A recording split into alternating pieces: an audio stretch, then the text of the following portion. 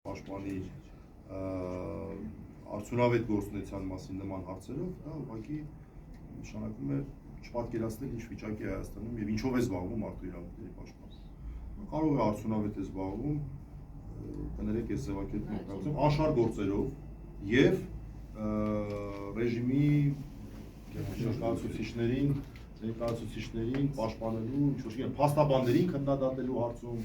այդտեղ հա նա այդպես հայտարարություններ է անում եւ այլն, բայց այս մասով հանուն արդարության ասենք մի երկու անգամ զարմացրել է որոշ դեպքերում, չգիտեմ, բայց դա լինում է հազվադեպ եւ կարծում եմ բացառություն է։ Այս դեպքով եւս որևէ արձագանք չկա, արձագանքը պետք է լինի 5 րոպե հետո, դեռ այն ժամանակ, երբ որ ես լայվում էի եւ իմ առջեւ դուրը չէին բացում։ Դեռ այդ ժամանակ պետք է լինի, այդքան արագ պետք է լինի, որտեղ սա ուղղակի խայտարարություն է։ Արձագանք չենք ակնկալում, չենք էլ փորձում արձագանք ստանալ, դա իր մարդու իրավունքների պաշտպանի պատվի հարցն է, այս հարցով արձագանքելը, մենք չենք էլ դիմել ենք, չենք դիմել, չենք էլ պատրաստ Իսկ խոզարկության չէին թողնում, բայց միևնույն է, որոշ դեպքերում կդիմեին թեժգից արագ արձագանքում, այս դեպքում ընդհանրապես ոչինչ չեն կարել, ուղղակի այս սպասել են ինչ խոզարկությունը ավարտել։ Իր խնդիր, որովհետև նաև վստահ ենք, որ դիմենք էլ արդյունք չէր լինելու, որովհետև ինքը եթե նույնիսկ փորձեր ինչ-որ քայլ անել, իրան էլ ուղղակի արժի չէին առնել։ Իսկ վերաքննիչ դատարանից ինչի ակնկալում երկուսի դեպքում։ Ցանկացած դեպքում, երբ որ մենք ունենում ենք բողոքներ վերաքննիչ դատարանում, մենք միշտ ասում ենք, որ ակնկալում ենք, որ մեր բողոքները բավարարվեն։ Այս կոնկրետ դեպքում, անկեղծ ասած, ես մի քիչ դժվար եմ պատկերացնում այս պայմաններում, Մասիս Մելքոնյանը կամ մեր դեպքում ասեմ, մի խոսքով, Մասիս Մելքոնյանի մակարդակի դատավորներ պետք է լինեն, էլի, որ չգիտեմ, ես հիմա ուզում եմ ընդամենը այս հարցով սրանով սահմանափակվեմ, այսինքն այս պատասխանը, որտեղ մենք ունենք մոտակա օրերս պետք է լինեն որոշումները եւ ես դժվար եմ պատկերացնում, որպես իրավաբան ասեմ, դժվար եմ պատկերացնում, թե ինչպես է հնարավոր ստորագրել մի որոշում, որով որ այսքան ակնհայտ ապօրինություններ են տեղի ունեցել եւ մարդը շարունակի մնալ անազատության մեջ։ Ես դժվար եմ պատկերացնում, բայց ասեմ, որ եղել են դեպքեր, որ էլի դժվար եմ պատկերացնել, բայց տեսել եմ։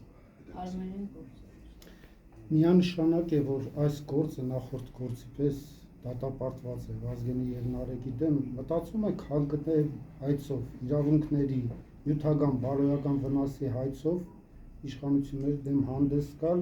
պարզ է մեր դատական համակարգից ակնկալիք չուներ, գոնե հասնենք մարդու իրավունքների եւ Գիտեք,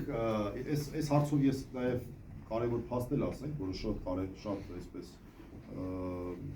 մեծ դեր ունի նաեւ այս հարցում, Ալեն Սիմոնյանը ոչ միայն հանցագործության մասին հաղորդում է տվել, այլև տղաների դեմ հայց է ներկայացրել։ Բանտում նստած մարդկանց դեմ հայց է ներկայացրել։ Դատարան նաեւ գույքային պահանջներ ներկայացնելով վիրավորանքի զրպարտության համար։ Քաղաքացիական դատարան եւ հիմա հայցը քննվում է։ Նաեւ հայցի ապահովման միջոց է կիրառվել, դատարանը որոշել է, որ իրավունք չկա հեռացնելու այդ նյութը, ինչի պետք է հեռացնել, որը ըստ Ալեն Սիմոնյանի իրեն վիրավորում եւ զրպարտում է, ըստ Ալեն Սիմոնյանի, բայց գույքային պահանջները այլ նաեւ գույքային պահանջ 2 միլիոն դրամ չէ, Հա, փող դա իրաց համար կարևորն է, 1 միլիոն դրամ եւ դատական ծախսեր Նարեկի մասով։ Չէ, բայց դեռ մի կարևոր բան կա։ Մենք Նարեկը հայտարարել էր, որ ես Արենին չեմ պատրաստվում դատի տալ, դա իրենց մեթոդն է, ես չեմ պատրաստվում դատի տալ։ Եվ երբ որ եղավ հայցը, մենք խոսեցինք, ասեցինք լավ, դե հիմա այս պայմաններում դատի տվողը ինքն է եղել, իսկ գուցե հակընդդեմ հայց ներկայացնենք, ու էլի դա Նարեկը ասեցի սկզբունքային մոտեցումն է, որ ես հակընդդեմ հայց չեմ։ Այո, պաշտպանվենք, բայց հակընդդեմ հայց չենք ներկայացնի։ Սա է կոնկրետ Նարեկի մոտեցումը, նաև Վազգենի մոտեցումը, չէ՞, որքան հասկացա նույնն է եղել, որ իսկ այստեղ ես ուղղակի կարծում եմ որևէ բան չկար էլի, որովհետև ակնհայտ է, որ առաջին քայլ անողը եղել է Ալենը։ Իրենք Ալենին երկար ժամանակ չէին անդրադառնում։ Երկար ժամանակ չէին անդրադառնում Ալենին առհասարակ, եւ Ալենը անդրադարձավ իրենց ու շատ վատ ձևով վիրավորեց։ Հիմա եթե մեկը մեկին վիրավորում է եւ պատասխան է ստանում, ընդ որում մի տղաների ոճերը տարբեր են, բայց ամեն դեպքում տենց մեծ հարց է դա համարժեք էր, թե չէ ավելի ցածր մակարդակի պատասխաններ, այո։ Եվ այդ ոնց է ստացվում, որ դու ինչ-որ բան ես ասում, պատասխան ես ստանում, վազում ես, գնում ես դատի ես տանում։ Արդար չի ոչ մի կերպ, էլի ոչ մի համակարգ։ Ածին ես ուղղում։ Դա ԱՑ-ին դրա մասին, հա, ԱՑ-ի ես ուղղակում հենց մի հատ էլ դատի ես տանում։ Սա ոչ մի կերպ։ Եվ դրա համար էլ Ալենը դրա, այսպես ասած, պտուղները ճաշակում է։ Օրինակ երեք ես մեր շատ սիրված դերասաններից մեկի արձագանքն էի նայում Ալենի մեկ այլ անշնորհքությանը, Լևոն Հարությունյանի, հա, եւ այնտեղ էլ այդ ասում է հղում էր անում, այսպես ոչ անվանական, նաեւ ես, այսինքն Ալենը միշտ այս հղումը ստանալու է, որտեղ իր արածը ոչ մի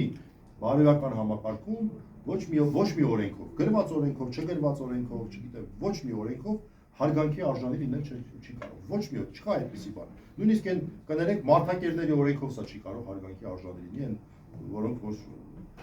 ամենայն ցածր մակարդակի կանգնած չկա համակարգ, որտեղ որ Ալենի արածը մազաչափ անգամ հարգանքի արժանի։ Անկամ այն ժամանակ, երբ որ Ալենի եղբոր կնոջն էին կալանքի տալի, այդ ժամանակ տղաները խոսեցին ու իրենց աջակցությունը ցույց տվեցին, այդ աբսուրդի մասին է խոսեցին, բայց մարդիկ քանի որ ինքնասիրություն կարծում եմ չունեն,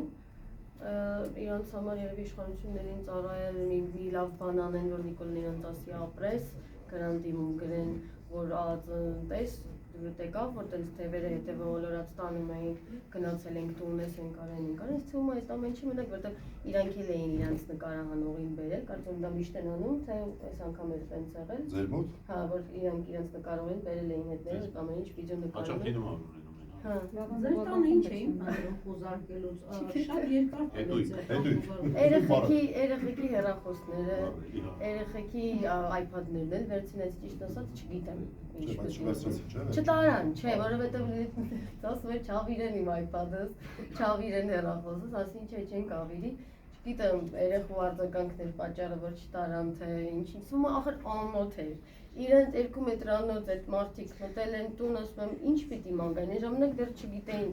ինչ են ման գալիս տանը, երեխեքի սենյակը մտան, դե ամբողջ տունը նայել էին, ես չէի տեսել, որ իմ հեռախոսում համակարգիչ չկա, հետո որ արդեն գնացել էին, տարել էին արկին, երեխեն ուզում էր իր հեռախոսի ինչպես միշտ զարետկա չի ունենում, հեռախոսը իման գալիս, որ տամ նայի, տեսա չկա, ասի լավ, հեսա կոմպս, բացամ կոմպը վեր, ամ կոմպը չկա, նոր հետո հասկացա, որ տեսան արեկներ չկա։ Չի, հետո տեսա, որ իմ հեռախոսը Հետո ասին արեկին ասեմ գնաբերի, տեսան արեկներ չկա։ Չի, ես միշտ սպասում եմ։ Այս գործով տղերքից բացի այլ կարգավիճակ ունեցող մարդիկ կան խմբագրակազմից, օրինակ Դավիթ Ֆիդանյան, որ Սա շատ կարևոր իրավական հարց է, մարդկանց ձերբակալեցին,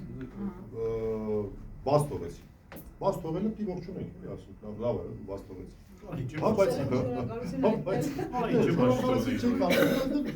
լավ է, որ բաց թողեցին, չենք առարկում, բայց տենց էլ չհասկացանք, ոչ մեղադրանք եղավ, մեղադրանք չկա,